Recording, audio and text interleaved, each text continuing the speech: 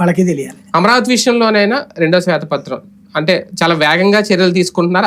ఆయన ఒక రకంగా బాబు గారి ఒక డ్రీమ్ ప్రాజెక్ట్ అనుకోవచ్చు అది. ఖచ్చితంగా అంటే ఒకటి ఖాయం, 0 నుంచి ఎంత ఎదిగినా సక్సెస్. జగన్మోహన్ రెడ్డి చేసిన పెద్ద ఫెయిల్యూర్ ఏంటంటే ఏమీ కానీయకుండా ఉంచడం. ఇప్పుడు చంద్రబాబు గారు అక్కడ కన్స్ట్రక్ట్ చేపిస్తున్నటువంటి వాటిని నేను ఆపేయడం. కాబట్టి ఆపిన వాటిని చేసినప్పుడు ఆటోమేటిక్గా సక్సెసే కదా.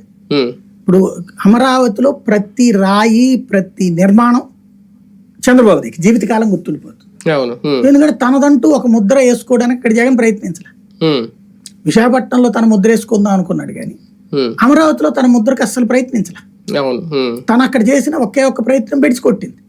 ఏదైతే పేదలకు ఇల్లు అన్నటువంటి స్కీమ్ ఆ 50,000 మందికి ఇచ్చుంటే అదన్న ముద్ర ఉండుండే. అది చివరిదాకా సాగదీసుకుని చేయటం అది పూర్తి కాల, దాంతో నాశనం అయిపోయింది కదా. ఇప్పుడు ఏముంది ముద్ర అక్కడ. కాబట్టి అక్కడ అమరావతిలో జరిగే ప్రతి అడుగు చంద్రబాబుదే. భవిష్యత్ తరాలకి అమరావతి అన్నటువంటిది ఇప్పుడు సింగపూర్ కనుక ఆయన పేరు ఎట్లా చెప్తారు, అట్లాగే అమరావతి అంటే ఖచ్చితంగా చంద్రబాబు పేరే గుర్తుంటది. 5 ఏళ్ళు ఎటువంటి పనులు జరగకుండా అమరావతిని ఆపేయడం అనేది కూడా ఇప్పుడు వేగంగా పూర్తి చేయడానికి ఒక సవాల్ అవుతుంది ఇప్పుడు ప్రభుత్వానికి. ఖచ్చితంగా అంటే ఒక అండర్ కన్స్ట్రక్షన్ లో ఎన్ని రోజుల పాటు ఆగినప్పుడు దాని నాణ్యత ప్రమాణాలు దెబ్బతింటాయి.